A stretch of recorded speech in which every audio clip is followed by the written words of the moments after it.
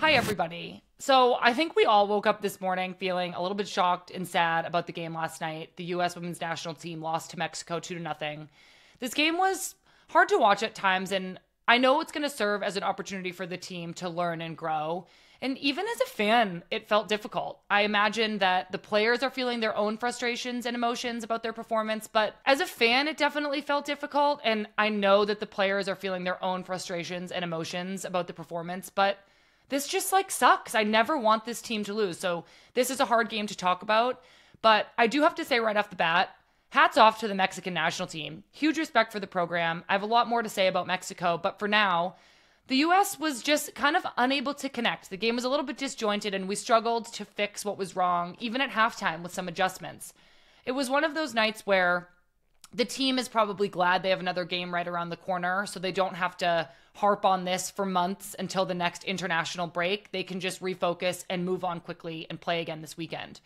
So I'm going to lay out some thoughts on the game and what's next for this US team at Gold Cup. But as you listen, I would love to hear from you. Let me know your feelings, help me identify all these emotions that we're going through, and put some thoughts in the comments below. So it was a historic win for Mexico last night.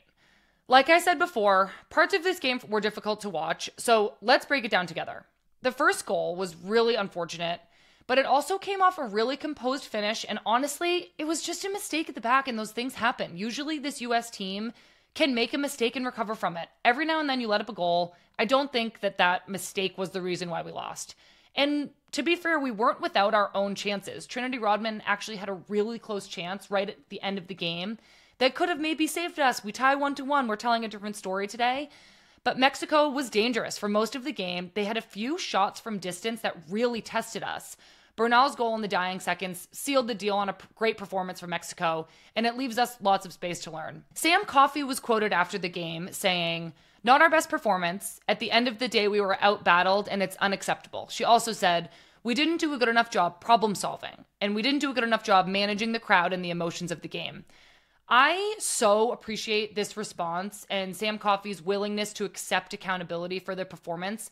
I think that's what is special about this team. Sam Coffey's a young player. She's not making excuses, and she's taking this to heart. The U.S. women's national team doesn't lose. She's not making excuses. I really appreciate her answers here and her clear understanding of the internal expectations within this team. I've played in games like this when the team just isn't firing on all cylinders and there isn't an obvious solution that you can identify on the field. It feels so frustrating and so disheartening in the moment. And I imagine that the team feels shocked as well. I think this team is in a place emotionally where they need confidence, and this loss might rattle that for a few days. I'm glad that they have a little bit of a longer break until their next game this weekend, but the quicker they can just address these issues and refocus on the next opponent, the better. I'm also trying to be sane and rational about this, even though any loss by the U.S. women's national team feels like it warrants an emotional response. The game is more and more competitive, which is a good thing. Games like this give us something to learn from as we head into a year of highly intense competition and high stakes. It's good that we're being challenged now, so this isn't all negative. I remember before the 2019 World Cup, we had a few terrible showings as a team. We were trying out a 3-back. We lost to France 3-1.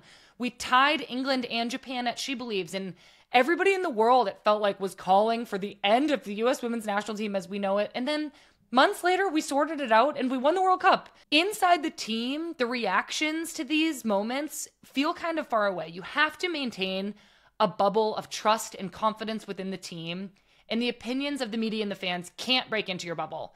When you're out there training with the U.S. women's national team every day, you're identifying what went wrong, you're training hard, and you know that you and your teammates have the tools and the skills to fix anything. When we were doubted in 2019, I had no doubt about us. The entire outside world can and will question this team, but I imagine that these players are all business about this. I'm not trying to say that this is no big deal or that this was just an experiment or it doesn't count. Obviously, there are some things to fix, and for this game, I had the luxury of watching from every angle on TV, so I do have some tactical thoughts to weigh in on.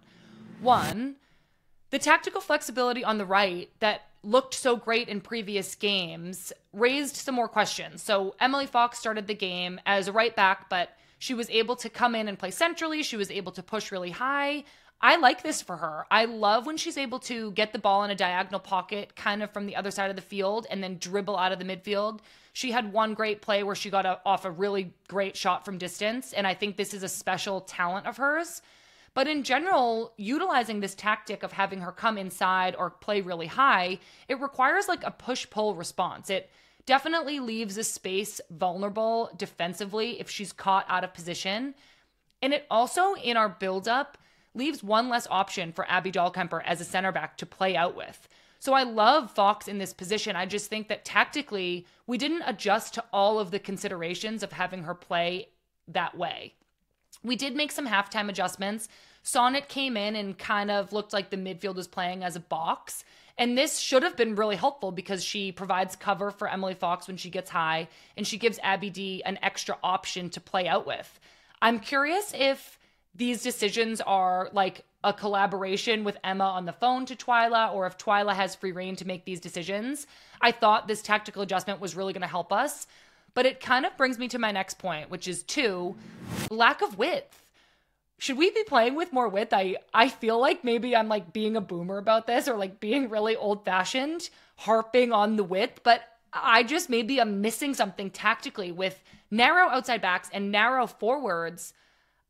I always played on teams that wanted to utilize the width and make the field as big as possible, stretch the opponent. I remember specifically playing under Jill Ellis, and something that was always said over and over was max height, max width. I know that the game is changing, and I appreciate that. It feels like max width is like going out of style, and I just don't really know why. Our outside backs and forwards seem like they've been told not to get wide, and I just can't help but wonder, when we have so much speed and one-on-one power in those wide areas, why not isolate our wide forwards and let them run at defenders? It doesn't have to be our only game plan or the only card that we can play. But in this game, it didn't feel like we wanted to use the width ever. I think this is more of a question about the game plan. I'm not questioning the decisions of the players. When you're told to play in a certain way, it's really hard to break free of that and like disobey the coaches, especially when somebody's available to replace you at all times. So is this old-fashioned of me to think that we should get wider? I'm not really sure. My thought was maybe we could stretch Mexico out, make the field as big as possible, get the ball wide, switch the point of attack. Maybe I sound like I'm super old or I'm not up to date with the game. I'd love to hear your thoughts on that. But 3, hats off to Mexico. Mexico has come so far in such a short amount of time. Honestly, I give the program and the players so much credit. This definitely seems like it's a result of the growth of Mexico's domestic league, Liga MX. 20 of the players from last night's Mexico team play in Liga MX. This Mexico team executed a game plan. They high pressed, they asked questions of us in transition, they finished things off at the end, they were organized defensively, they were able to slow the game down in the second half and continue pushing for a second goal. They played with confidence, they executed, and they do deserve joy from this win. It's a result of a lot of progress within their program. U.S. women's national team aside, this is encouraging for Mexico, for CONCACAF, for the Gold Cup. I won't sit here and say that we were like totally played off the field or anything, but Mexico earned their result. Their shots from distance were world class. In addition to their 2 goals, which were both shots from distance, another hit the crossbar and another came extremely close. They asked a lot of questions of goalkeeper Alyssa Nair.